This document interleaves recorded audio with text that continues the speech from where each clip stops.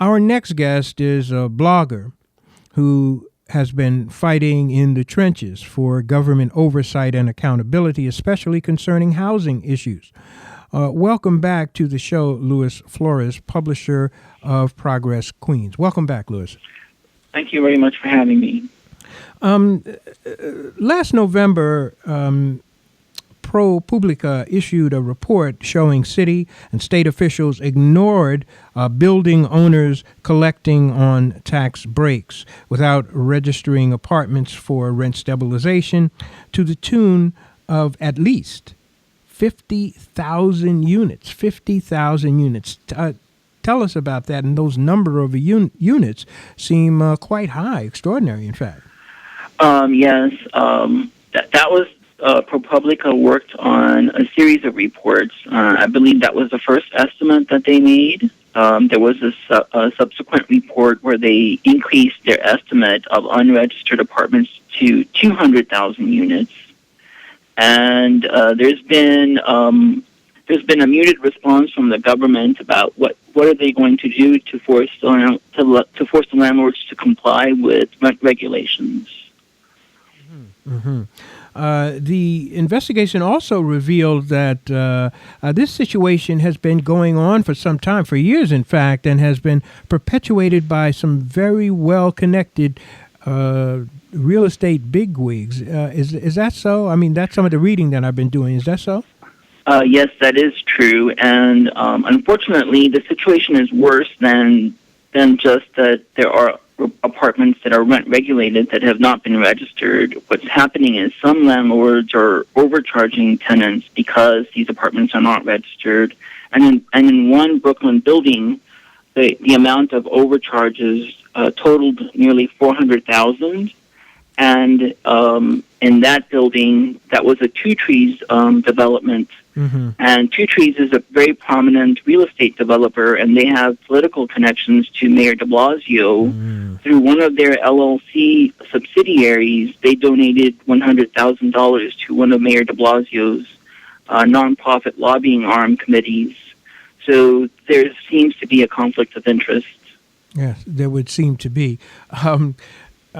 Even though the governor and state attorney general who cracked down on lawbreakers and had at their disposal an array of penalties that could be issued, like the loss of a tax break or a rent freeze, in actuality, they gave the landlords a one-time amnesty to comply. Did they do that? What does that one-time amnesty mean?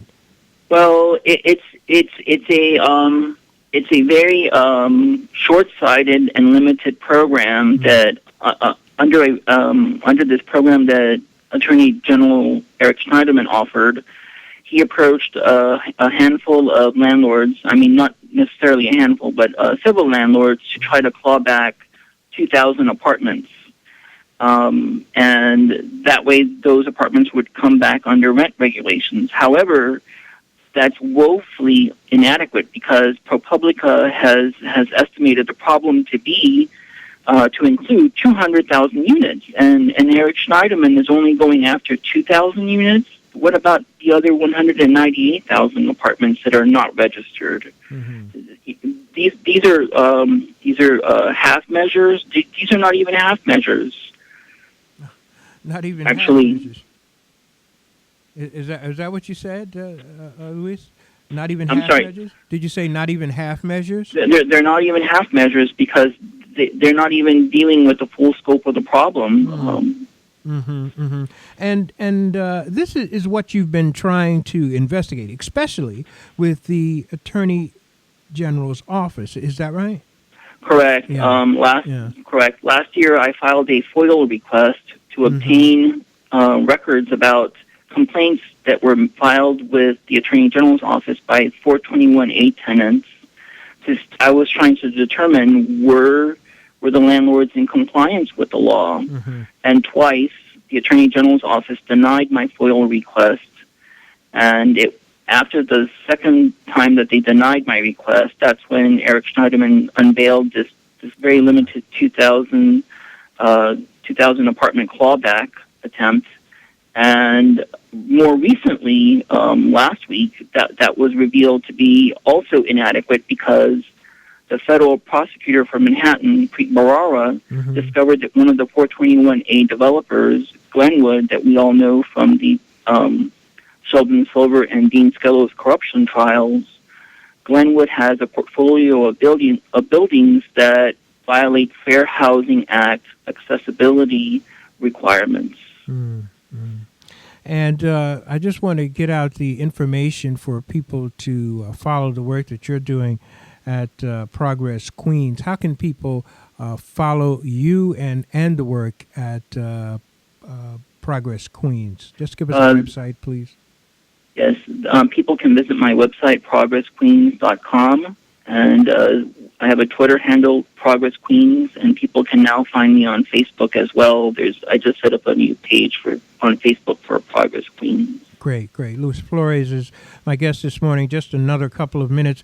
Louis, just let's talk about the historical problem in both the state and city with law enforcement ignoring or really paying lip service to landlord-committed fraud. You've also experienced reticence on the part of the U.S. Attorney's part. And, we're just talking about Preet Bharara, who's been so successful going after Albany corruption with LLCs. And this, as I'm saying, this is a serious problem.